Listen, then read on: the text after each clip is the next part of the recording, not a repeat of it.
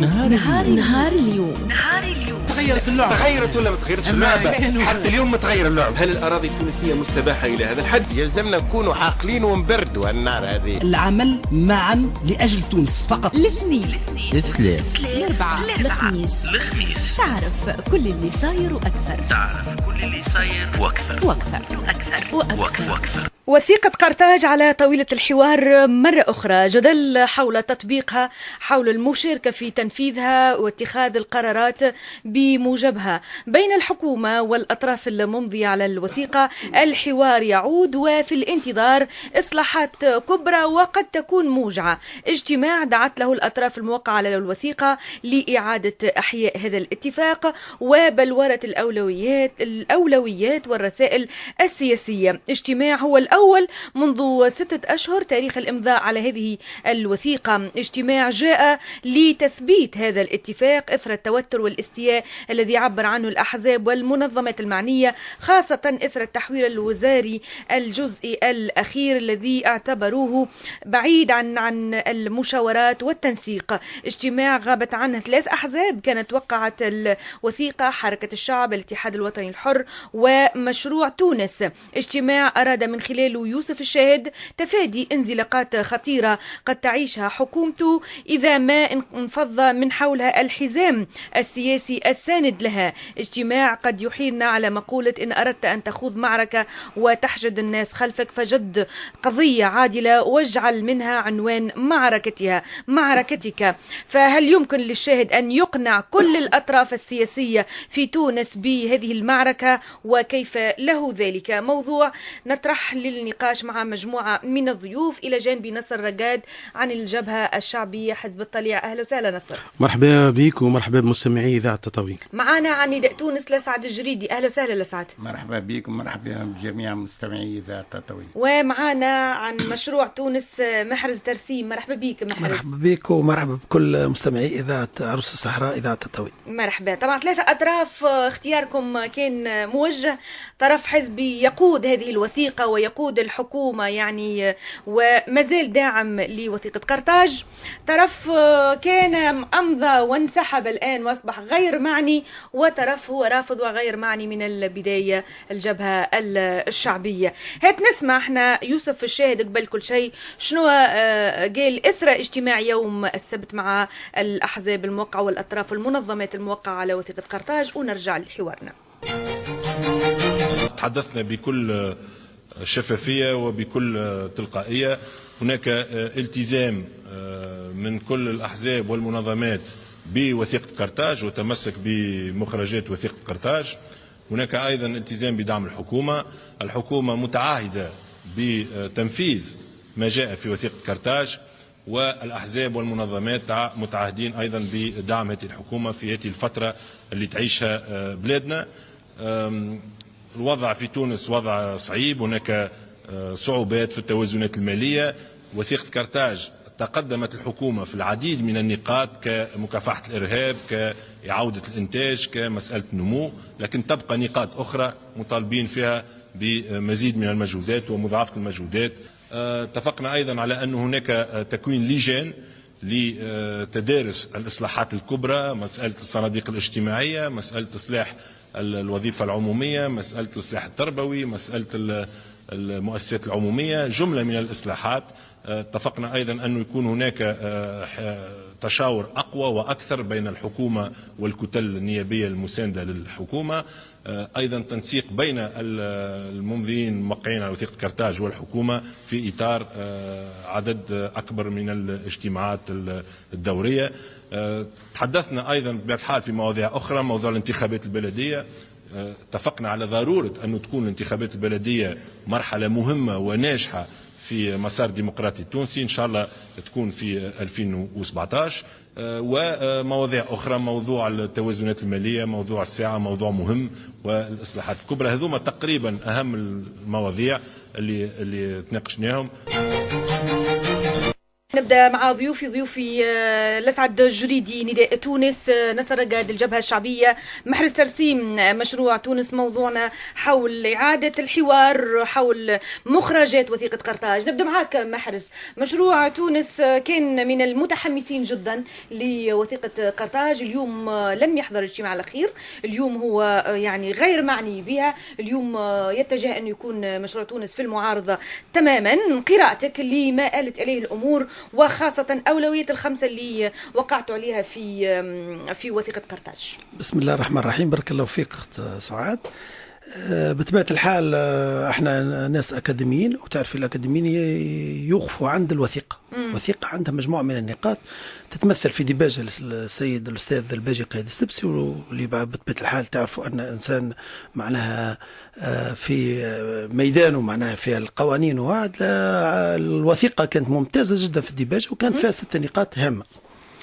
وقبل ذلك يجب أن أذكر بالحال موقف الحركة متاعي في البداية. يجب أن أعبر عن موقف هذه الحركة بطبيعة الحال اللي ننتمي لها، ألا وهي أن نحن ما زلنا متمسكين بوثيقة قرطاج. هذا لا جدال فيه إلى حد هذه اللحظة. إلى حد هذه اللحظة أنا أمامك الآن أعبر عن موقف الحركة متاعي ومحتواه. ولكننا اليوم اسمعها الكلمة ذي، رفعنا السند عن الحكومة. لأن علاش رفعنا؟ لأنها خرقت الوثيقة، وذلك بشهادة حتى اتحاد الشغل. هذه موجودة، اتحاد الشغل موجود، وهو اتحاد الشغل حاضر وخرج ووصف الاجتماع بأنه كان إيجابي. أنا أتحدث عن الموقف. الخرق قالت الاتحاد الشغل، وهي من أكبر المنظمات.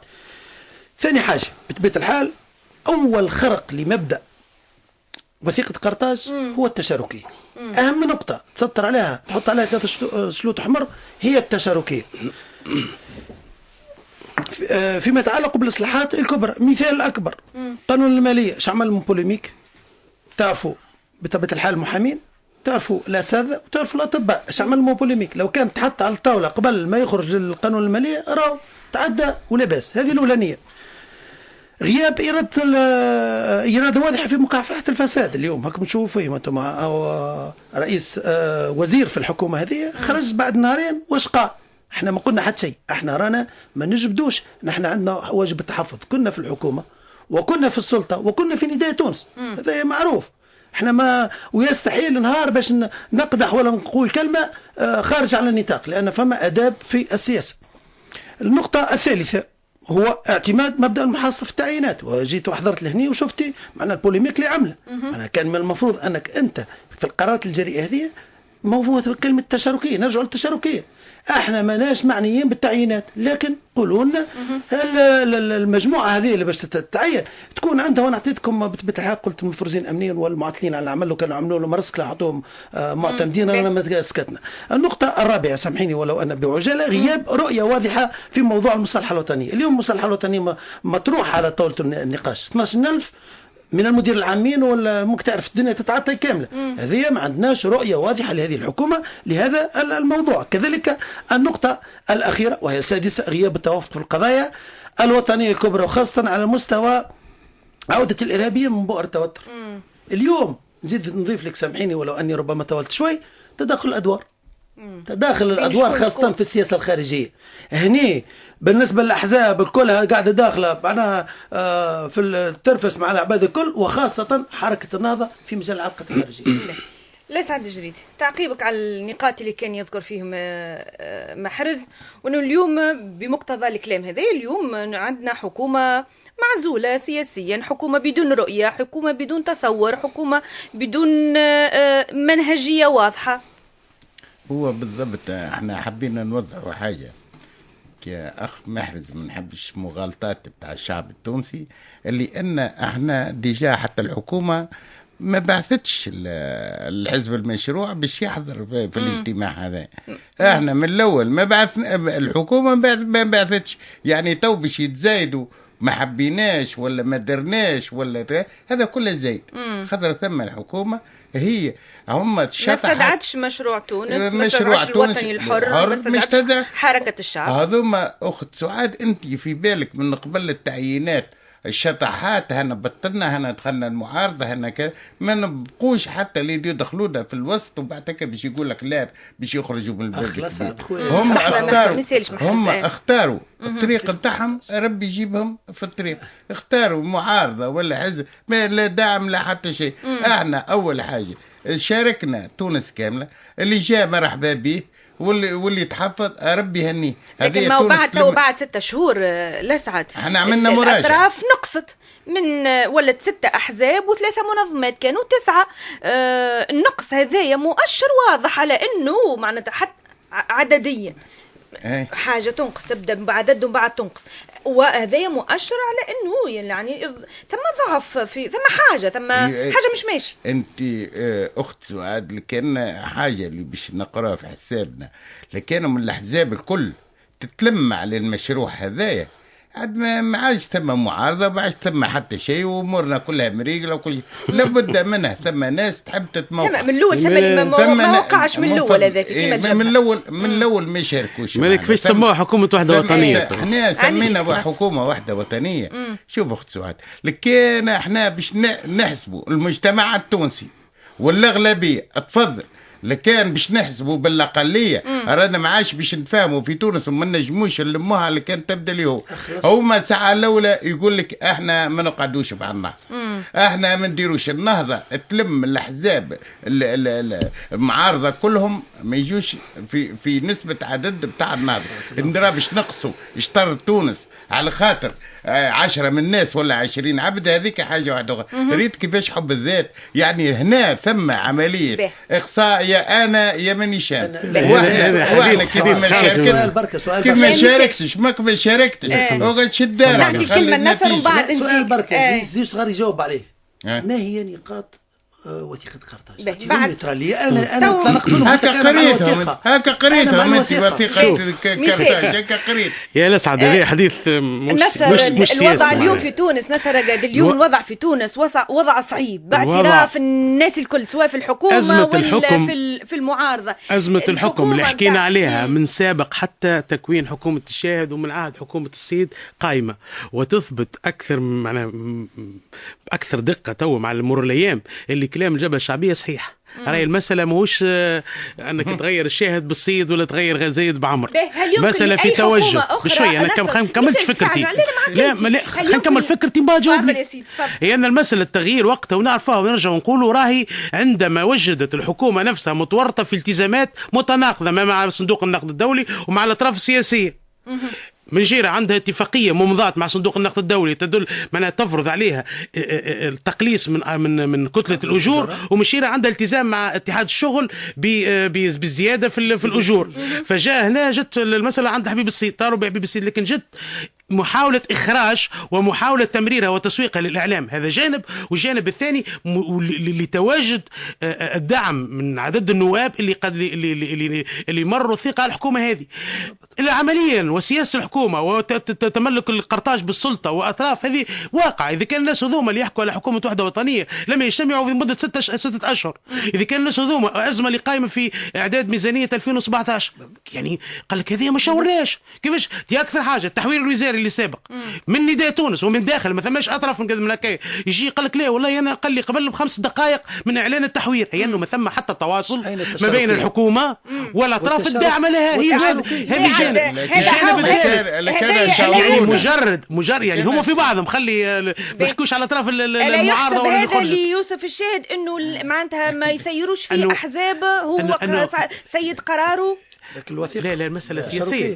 شو يحسب لي أنه لأنه من الحاجات الموجهة يعني ممكن النقد اللي يوسف الشاهد إنه يدين بالولاء الحافظ قايد السبسي وهو اللي يحكم من خلف الستار. أنا نتساءل شوف نحكوا على لا عاد يا لسعد أنا احترمتك وما قصيتش عليك. ما نحبوش ثم ناس قالت ثم ناس أخرى أكثر من حافظ واللي يسيروا في حافظ ويسيروا في يوسف. أنتم تكلمتوا قلتوا تو جاء دورنا يا لسعد قليلا من الاحترام اللي كان نحبوا نوصلوا للحكم من غير كرسي. يا لسعد قليلا من الاحترام راني ما قصيتش عليك يا لسعد، انا ما قصيتش عليك. لسعد لو سمحت لا نظموا شويه الحوار بتاعك منطقي ما يكونش يا لسعد. جاوبني خذ كلمه وجاوبني.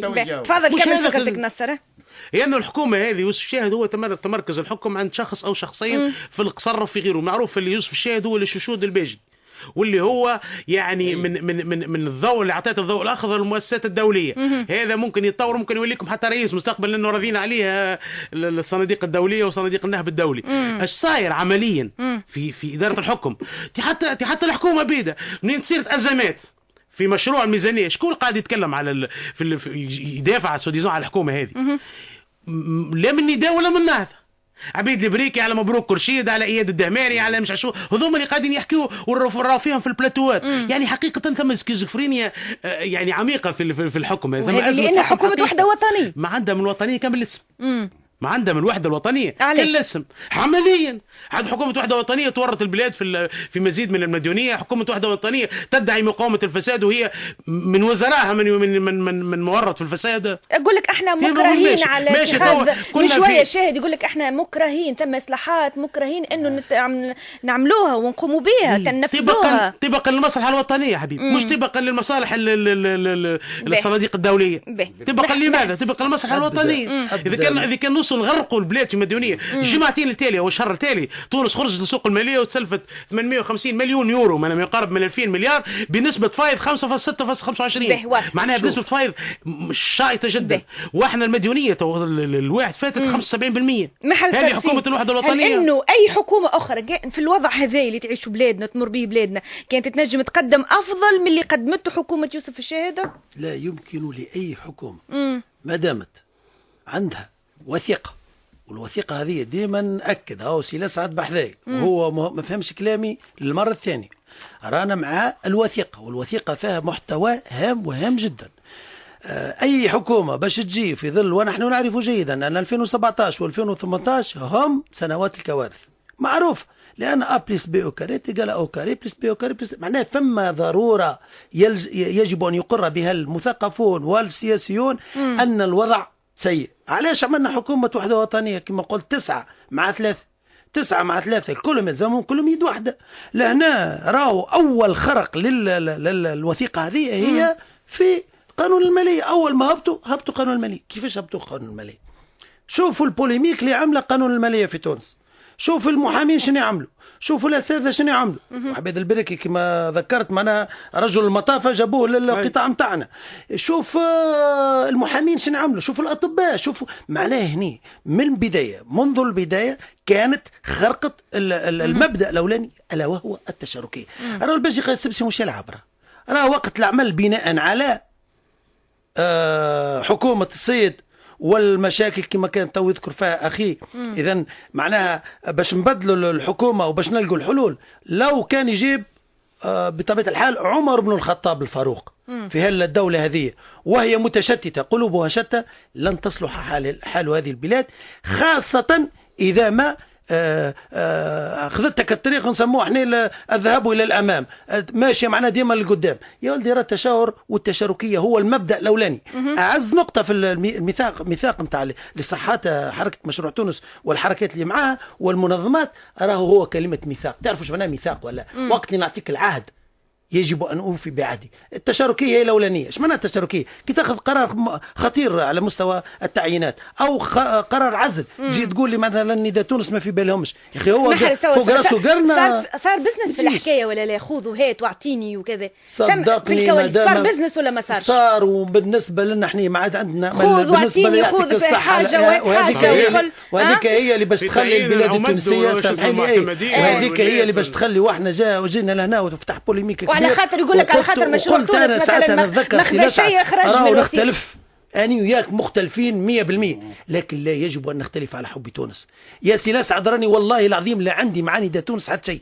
أمس كنت في قصة نداء تونس ما عندي حتى إشكال، سبتش لعنت أنتم خرجت منكم التسريبات، لأننا نحن نعرف جيدا، كنا في الحكم ونعرف لدينا العديد من النقاط، لكن لا. علاش مستفيد؟ علاش مستفيد؟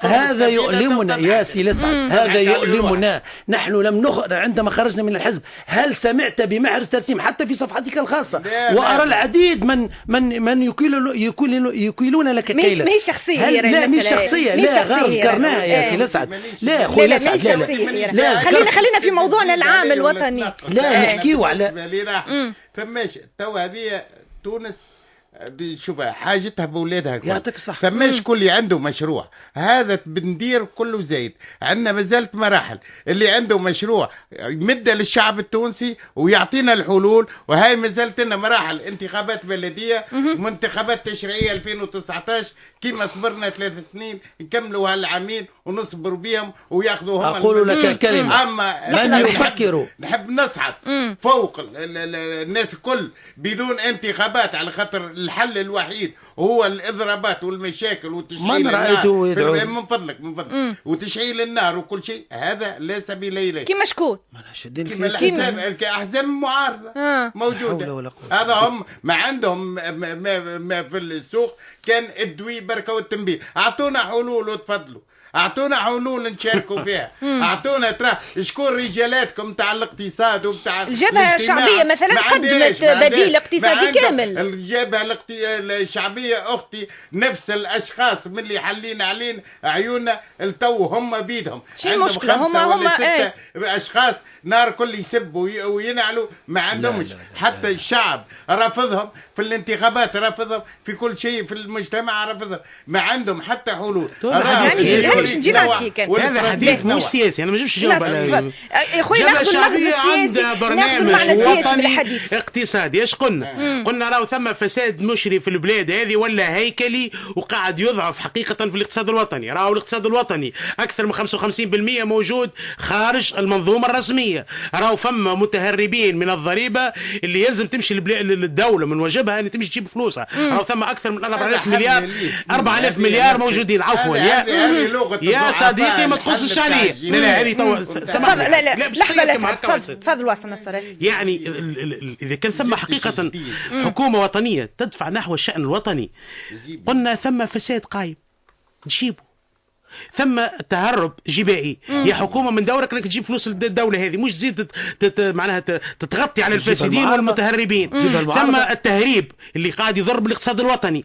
ثم معاهدات اضرت وتضر وما زالت تضر بالاقتصاد الوطني كالمعاهده مع سلعه تركيا او يعني احنا تمشي تو انا مؤخر اليوم الصباح بس كنت معاه نتاع نقابه النسيج قال لك راهو احنا مهددين بالاسقار. ثم تقريبا 100,000 عامل في ميدان النسيج ممكن باش يسكروا. يمكن تدخل الحوالي تلقى كلها سلعه تركيا. تمشي باش تاخذ تلقى شوكولاته تركيا او بسكويت تركيا وكذا. هذا اضرار بالاقتصاد الوطني. نعطي حاجه اخرى ثم حاجات للدوله وهم اللي شادين دمانهم واللي ما صارتش منهم. يعني كي تجي تشوف مثلا مساله التدخين يا سيدي الدخان اللي هو المونوبول ديتا اللي هو احدى موارد الدوله في الضريبه الغير مباشره. نجي نشوف ثم ازمه ثم احتكار. تمشي للمحلات المعدة لترويج المادة هذه تلقى ما ثم شيء. تمشي للأسواق الأنواع الطبغ المهرب تلقاها هي اللي تخدم في البلاد. يعني كأن ثم دافع حقيقة إرادة بإرادة حقيقية نحو تدمير الاقتصاد الوطني. وين اللي يحطونا في تركينا؟ لا ما عندناش خيارات غير التدين. لا سيدي كان عندنا خيارات غير التدين. ثم قلنا انت تجيب الفلوسك الموجوده عند المهربين تحافظ على الدوله الموارد الجبائيه بتاع الدوله. اثنين اذا كان في اقصى الحالات وكما صار في العديد من الدول ثم ضريبه استثنائيه على الثروات الكبرى هذه كنت تنجم تدخل بها الفلوس. ثم اعاده جدوله الديون نتاعك. عندك ديون اللي قاعده تونس تصرف اكثر من 7,000 مليار سنويا لازم ترجع المديون. كنت تنجم تبرمج لمده عامين او 3 أو 4 سنوات تعاد برمج ديون وتعود تدقق فيها وتعطيك نفس من اجل بعث الاقتصاد من جديد ومن اجل خلق ديناميكيه في الاقتصاد الوطني. تفضل باش نوضحوا حاجه ما غلطوش. ساعه الخطاب هذايا بتاع التهريب وما التهريب ساعه لولا انا نتحداه لك الخطاب هذا تو في الوضع الحالي ينجم يعمله في بنجردان ولا يعمله في التهريب في بنجردان. التهريب في افهمني تهريب عند كبار المهربين. لا في بنجردان لا عند ناس تحط فلوسها في نداء تونس ويقع الحمايه بتاعها. اختنا يزينا بالله واحد. تفضل كمل. افهمني هذوما ناس يجيك يقول لك لا يلزم زيادات في الشهريات يلزم توفير مواطن شغل يلزم كل شيء. الناس ما هيش قاعده تخدم الاصطفاءات واقف السياحه الوضع اللي تشوفي فيه وكل شيء. وانا بهالمناسبه نحب فاتتني حاجه نحب نرحم على الشهيد الامن الوطني الرقيب الاول بن علي اللي استشهد مظفر بن علي استشهد في قبلي. هذه حبيت نوجهها الله يرحمه. وثاني حاجه هذا يراه الكلام رانا ستري فاسيل. احنا باش نكونوا واقعيين في تونس يا تعطيني حل صحيح. هذه حكايه اضربوا التهريب، هذه الناس كل من عام 2011 والغنايه هذه ما جبتش جديد. هو من اولويات الوثيقه قرطاج لسعد مقاومه الفساد والتهريب. وكنا فيها حاجه، كنا عليها حاجه وعملنا فيها ندوات. احنا كان حزب نداء تونس. انتوا عندكم حكم مش ندوات، عندكم الدماغ. شنو هي الاجراءات العمليه؟ الدماغ عندكم انتم. شنو هي الاجراءات العمليه؟ انتم هم قويين ياسر، الشعب التونسي يعرف. هذا حديث ما تحت السياسه ما نجاوبش عليه. هذا مستوى مش نصر نتجاوز حاجه كبيره. فهمني. بالنسبه لينا احنا عملنا الندوات هذه، ثم حاجه ضرب الحائط، ثم امن البلاد وثم مصلحه البلاد. ثم مصلحه البلاد في مقاومه الفساد، في كشف رؤوس الفساد. رؤوس الفساد احنا صحيح. احنا يوسف الشاهد اول خطاب ليه واول حوار ليه قال الفساد باش وزير اليوم عيط له القضاء اليوم موجود في اطار الفساد. هذوما الاشخاص هذوما اللي يحكيوا ما هو كانوا زاد حتى هم في مجلس النواب وفي الواحد شوي ما نجموش يعدوها. ما هي السلطة التشريعية هي اللي تشرع. ما هم عندهم ميزانهم والناس وخبراء وعندهم وحقائق تونس كاملة عندهم، وعندهم كيفاش يخرجونا تونس من الأسفل السافلين يطلعوها للعلالي عمارات وبلاصات وكل شيء. احنا كان أنا كي نسمع مثلا أمس يوسف الشاهد بعد الاجتماع الأخير يقول باش نكونوا لجان لمتابعة راهو عندنا 6 شهور عليها وثيقة قرطاج، توا باش بعد 6 شهور باش نعملوا لجان. يعني بعد 6 شهور يفكروا في لجان بعد عام اخر يعاودوا يفعلوا اللجان هذا. شنو المقصود يعني؟ بعد 6 شهور باش نعملوا لجان نتبعوا. المفروض راهي من اول ما تعملت الوثيقه. ما تعملت موجوده لجان تنسيق ولكن ما تفعلتش. اللجان مره الاولى ما تفعلتش. اللجان حبينا نفعلوها. علاش ما تفعلتش من اول يوم في الوثيقه؟ هذا قيمنا فيه وثيقه قرطاج وكان الرضا التام على جميع الاحزاب اللي حاضره والمنظمات اللي حاضره. هذا كان عندهم وقت تشوف الوثيقه بتاعهم والبيان بتاعهم مصادقين وعلى الحكومه هذه ومعدينها المجلس النواب. يعني احنا ما ثماش اشكاليه.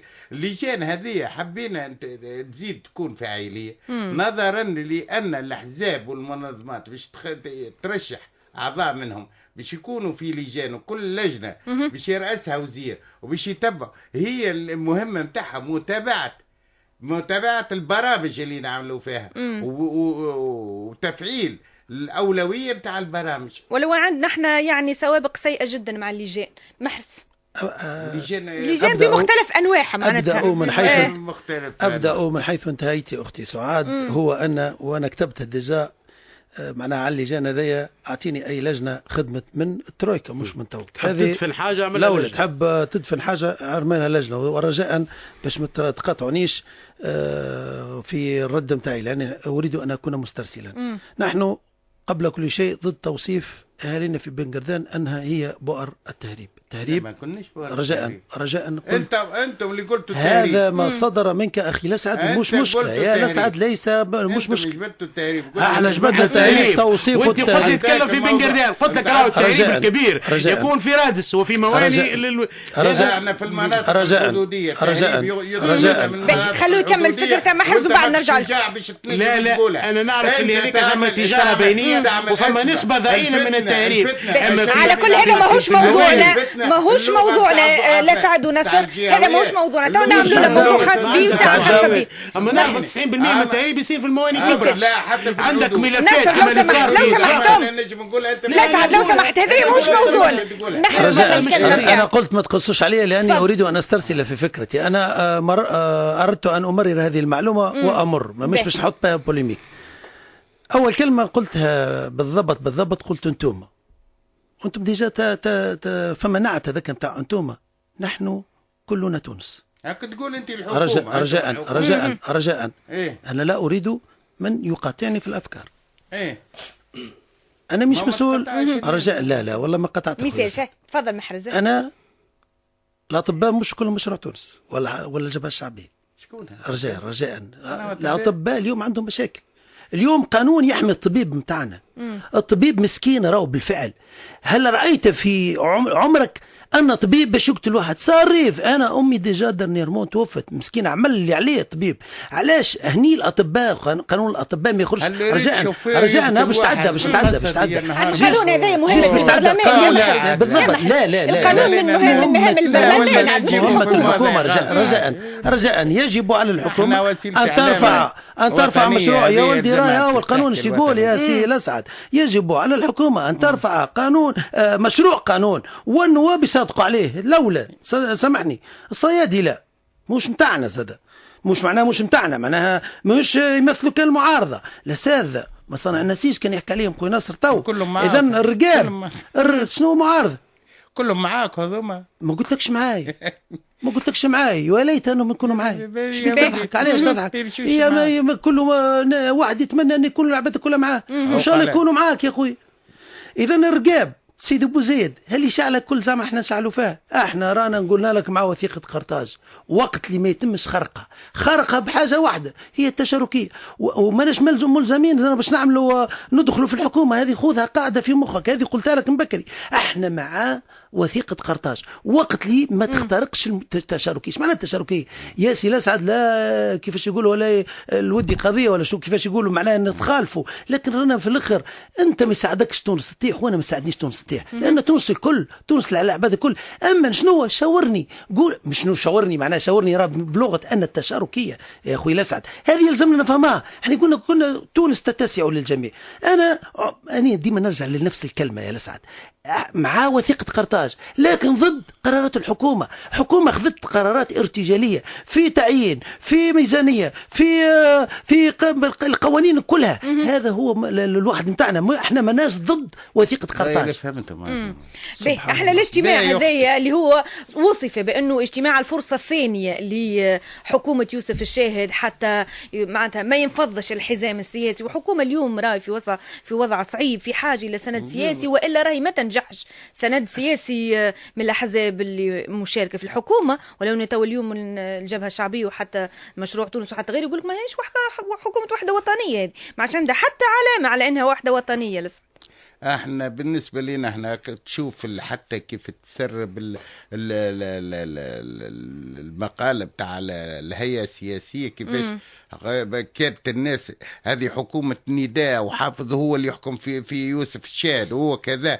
تويك هكا الحمد لله الشعب التونسي. عرفت شكون مسرب ولا ما عرفتوش؟ لا نعرفينه ونعرفوا حتى شكون اللي وراه. شكون في بين قوسين شكون وشكون اللي وراه؟ شكون يعطيني المعلومه مباشره ناخذ منها المعلومه شكون وشكون اللي وراه.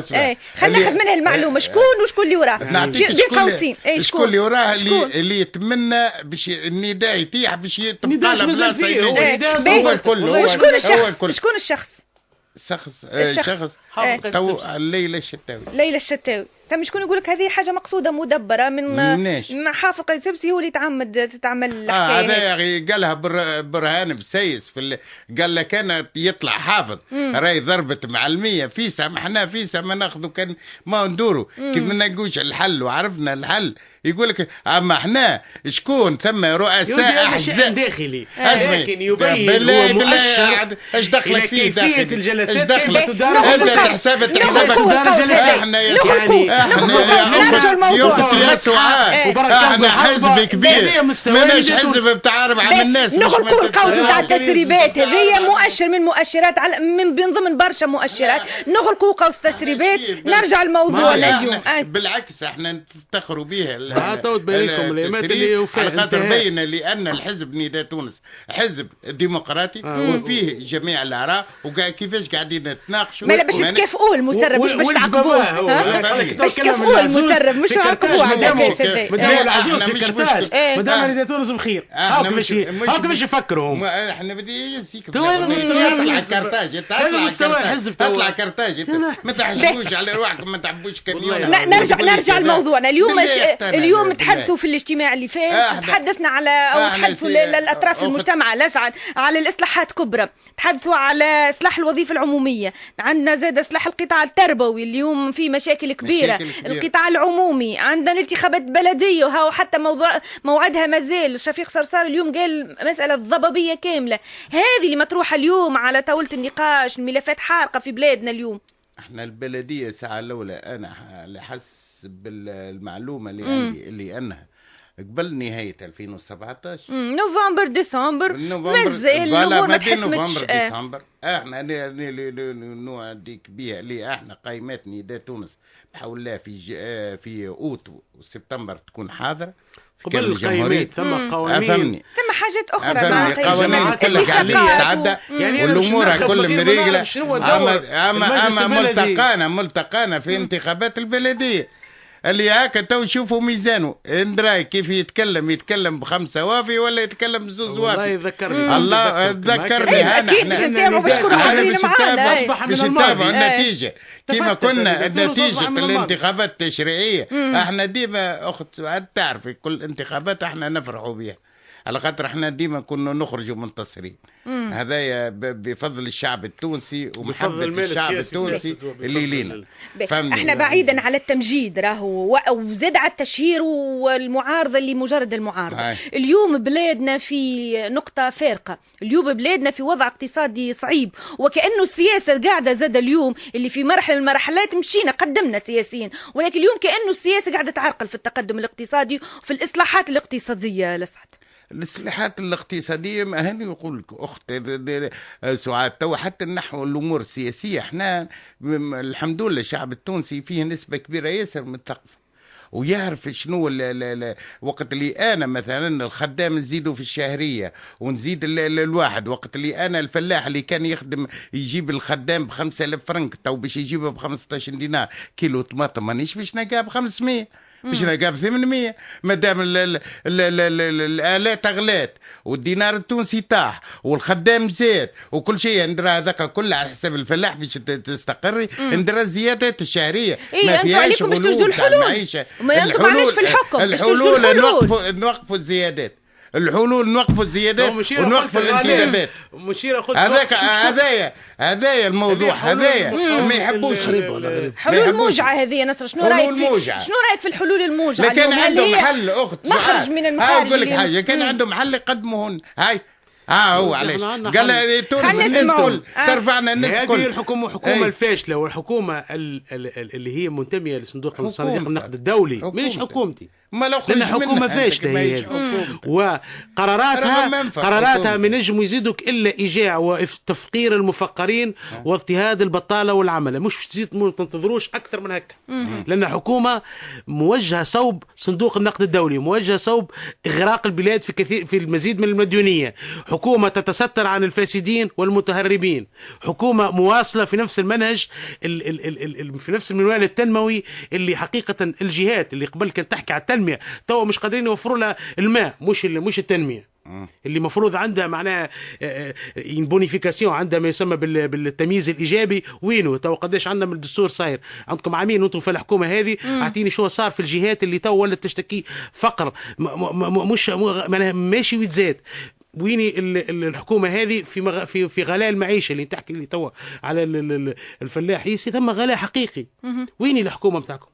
وين حكومتكم باش تقاوم المتهربين والفساد؟ تعرف حاجه احنا وين حكومتكم في مقاومه رانا بالنسبه كيف تقارنا احنا تخلقنا 2012 الحزب نتاعنا، اما انت حزبكم من عام اجوا 50 ولا 60 وانتم تعاركوا في بن علي وفي بورقيبه وفي هذايا الترويكا نفس في كل واحد نفس الغنايه عندكم. التو ما تقدمتوش باش تاخذونا تعطونا حلول ديما الحلول قلنا ما احنا وتعايروا وترجعوا ثاني وتدعوا للعصيان المدني وتدعوا للضربات العامه هذا هو الحلول نتاعكم. اكثر من الحل هذايا من دعوتكم للعصيان المدني ودعوتكم للضربات اكثر من هذا ايش عندكم من حلول؟ يا ولدي اعطيتك قلت لك حلول نقطة 2 3 4 5 حلول للجبهة الشعبية لحل الأزمة الاقتصادية هذه قدمناهم ما تحبوش تاخذوا بهم موضوع آخر. يا ولدي كنت أقول لك فيها ثم واحد مدينة حل وما مشيناش. أنتم لقيتوا الحل ماهوش وطني، حل إغراق الدولة في المزيد من المديونية هذا اللي ماشيين فيه. قلنا لكم ثم أنتم عملاء للأزمة من الآخر حكومة عمالة. محرز لو قارنا حكومة يوسف الشاهد بحكومة الحبيب الصيد ماذا يمكننا أن نقول في البيلون معناتها بيلون كانت حكومة الحبيب السيد خير من هذه برشا. علاش؟ لا لحظة استنى يا سي الأسعد، راهو أنت مشكلتك أنك مبني على الاختلاف والخلاف الدائم، وأنا أبني على أني أحب تونس. رجاء ما تقاطعني، لا نقاطع، انا ما قاطعتكش. لا انت المزايده بحب تونس هذا ما تجيبناش، هذه لغه ضعفاء المزايده على حب تونس. انا نقولها لك بكل صراحه، بارك الله فيك. انا من لا نجم انا نقول ضعيف، نحب تونس اكثر منك، متقدم في حركه تقول لي نحب تونس الكل توانسه وما يزيدوش على بعض الوطنيه. ساجيبه بكلمه واحده، انا متقدم في الجنود ومتاخر في الرواتب، وانا اعرف ما اقول. لا انا نعرف بعضنا محرز ونعرفوا الرواتب ونعرفوا ايش قدمت وايش كنت انت تنتظر من نداء تونس اللي ما وفرولكش نداء تونس ومشيت للحزب. ولدي انا مش جاي باش نشتم، انا جاي باش نعطيك. انا ما يقول الحقيقه. نحن ميسالش لسعد لو سمحت محرز نكمل في نحن رفعنا السند، واسمع كل كلمه عندها كيلو. ايش معناها رفعنا السند؟ يعني رفعنا السند عن الحكومه يعني في المعارضه ومع وثيقة قرطاج. شنو الميزان؟ شنو الميزان بتاعك انت باش ترفع السند؟ شنو الميزان؟ انت تتكلم فيها في شخص انا نتكلم خلي الحزب شنو السند نسمعوا للاخر يا لسعد. الحزب نتاعي 0.01 لكن بارك الله فيك، لكن رفعنا السند عن هذه الحكومة. نحن كنا مشاركين. يا اخت هذا مشارك يحبنا ندخلوا معاه في الحكومة. انت ماكش فاهم ما اريد ان اصل اليه. نحو التناقض. اسمعني قبل كل شيء نقول لك، انا قلت لك كل كلمه توزن كيلو وانت عاد توزن كما تحب. قلت لك اليوم اليوم رفعنا السند عن حكومه. هي قالت لي اخت سعاد ما الفرق بين ومن بكري نفس السؤال برسك باقي جاوبت عليه، لان قلت لك كان يجيب الفاروق، لان احنا مشكله قلوبنا شتى. مشكلة فينا يا سي الأسعد، أنت ما حبيش تفهمني. احنا قلنا بالنسبة للوثيقة، احنا اليوم نناقشوا في وثيقة قرطاج، نحن معها كحزب كحركة معها، لكن ضد الحكومة. تعرف إجابة السؤال هذا وين تكون؟ نهار التصويت على الحكومة الجديدة، إذا كان باش تصوتوا للحكومة راكم ما زلتوا في راهو كيلو، راهم يوزنوا كيلو. إذا ما صوتوش راكم في المعارضة. راهم 10 جرامات. التصويت هو اللي باش يحسم. نحن باش تصوتوا ولا لا؟ مش حزبك باش يصوت ولا لا؟ على من؟ على الحكومة، على التحوير هذا القادم اللي باش أجل نهار الخميس. ما يا أخي نهار التصويت في جلسة عامة. لا أتصور باش تصوتوا ولا لا؟ لا أتصور ذلك. ما تصوتوش راكم في المعارضة. ونحن لا. فصلت المسألة، معناتها لا تقول لي فصلت لك المزايدات. لا الوثيقة لا مصحين عليها. لا وقت ولا لا ميثاق. لا أخت سعاد رجاء خلينا نتفاهموا خلينا نتفاهموا وبدون مقاطعة، خاصة ما نحب نكمل لك الفكرة فقط. مازال عندي 4 دقائق باش نوزعهم حتى 30 دقيقة. 30 ثانية وأوجزوا سوي براف، هذه معروفة. تقول كلمتين وتعدى على روحك. بالنسبة للوثيقة هي مش الحكومة. وثيقة قرطاج هي بنود، مجموعة من البنود تتكون من ديباجة للقائد الباجي قائد سبسي، وبعدها 6 نقاط. آخر نقطة تنجم تشوفها هي التشاركية. احنا بدو من اللوطة، وتعرف اللي يبدو يهدموا فيه من اللوطة تيح الكل من بعد. هذه هي وثيقة قرطاج، وشكرا على الاستماع إليه. وثيقة قرطاج هي مجرد إعلان نوايا لتجميع أكثر ما يمكن لتمريرها أمام مجلس النواب ولتسويق هذه الوثيقة للرأي العام حتى يسند الشاهد على الأقل إعلاميا. عمليا الوثيقة لم تتحول إلى برنامج عملي للحكومة. والحكومه ما زالت تو بضبابيه وما عندها حتى رؤيه، واغرقت البلاد في مزيد من المديونيه، وما فما حتى رؤيه حقيقه وطنيه من اجل انقاذ ما يمكن انقاذه في ازمه الاقتصاديه اللي تعيشها البلاد. نشوفك الصور اللي خرجت قبل الاجتماع، ناس فرحانه، ناس متقابله، ناس كذا، معناتها تقول هاي هذا للتسويق معناتها عمليا. بربي ثم برنامج حكومي ينبني وينطلق من نقاط وثيقه قرطاج. يا سيدي هنا في الجبهه الشعبيه ضد، ونعرفوها كلها كذبه في كذبه ومسرحيه في مسرحيه، ولكن متاكدين اللي حتى وثيقه قرطاج اللي اتفقوا هم عليها ما تحولتش الى برنامج عمل. لو تطبق اخي ما تحولتش الى برنامج عمل. لو تطبق هذه الوثيقه توا قاعدين معناها املاءاتك نحي هذا زيد هذا كذا، محاصصات واملاءات والخضوع لاملاءات الصندوق الدولي. توا يبدو في بيعان البنوك وضع باش يبيدوا او قرطاج، بعد وضع باش يقعد خوصصه مش عارف الشركات كذا. وهذا هو التمشي اللي ماشي نحو تدهور اكثر للواقع الاقتصادي التونسي على حساب المفقرين وعلى حساب الزواول. اجتماع قيل ومعناتها اللي فهمته من كلام ناصر انه اجتماع للتسويق السياسي للتسويق الاعلامي لن يغير شيء. هو اجتماع ناجح حسب اللي خرج.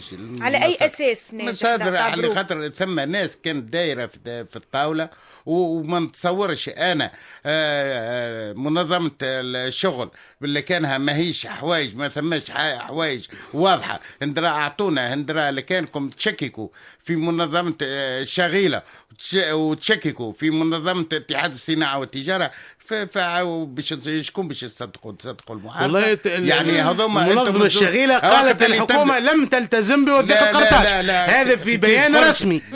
هذا في بيان رسمي. قلت هاو نعاودوا، وهذا كان جات الاجتماع. خرجوا بعد الاجتماع هاو نشوفوا 6 شهور اخرين يتعاود اجتماعات ويتعملوا لجان اخرين. بالذات هذا اما بالله حتى حاجه نكونوا واضحين. رانا كيف نكونوا احنا كحزب وقت اللي احنا مجموعه مثلا خرجوها جبهه الانقاذ، خرجوها يمشوا يتحدوا معها الاتحاد الوطني الحر ويتحدى معها المشروع.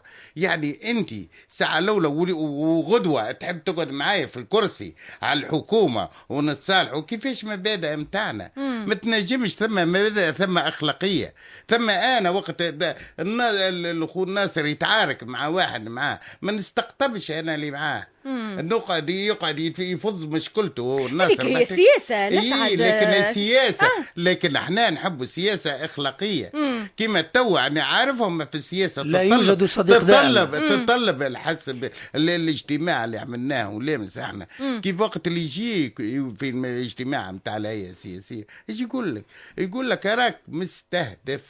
ناس من برا جات، ثم ناس انضمت للحزب. ايوه انتم مش عارفين انتم مستهدفين. اللي احنا مستهدفين من اشخاص هو مستهدف بطريقه او باخرى. اشخاص كانوا معنا. اخت سعاد راه مظلومه كانوا معنا. احنا الاطراف اللي معنا. باش نختموا احنا توا كلمه اخيره بايجاز. محرز نختم معك. ان شاء الله الحكومه هذه تنجح. واحنا راهو الغايه نتاعنا انها تنجح الحكومه، لان كي ما تنجحش الحكومه الدوله هي كامله تطيح.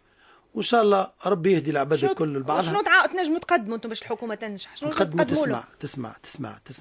تسمع بالكدا، تسمع العباد الكل، تسمع المعارضه. شنو هي معارضه يا اخي؟ جايين من جزء من المشهد، جزء من المشهد. عندكم بدائلكم، عندكم طروحاتكم. اسمع فقط. لكن هذه حكومه ظهر لي فيها لا تسمع. نصر هي دعوة لمكونات الشعب التونسي من مجتمع مدني وسياسي للوقوف حرصا.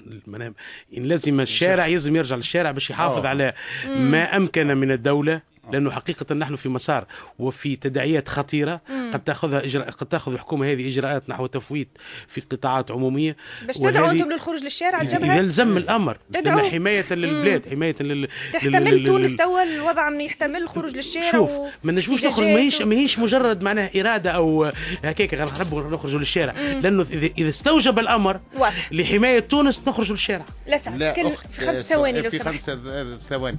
هو خروجهم للشارع ما عندهم الامل الوحيد باش يشدوا السلطه هو خروجهم للشارع. لا على السلطه، انما احنا عندنا ثقه في تونس وعندنا ثقه في رجالات شكرا لكم الكل. شكرا لك لسعد الجريدي، شكرا لك ناصر رقاد، شكرا لك محرز ترسيم. هكا نوفوا نهار اليوم.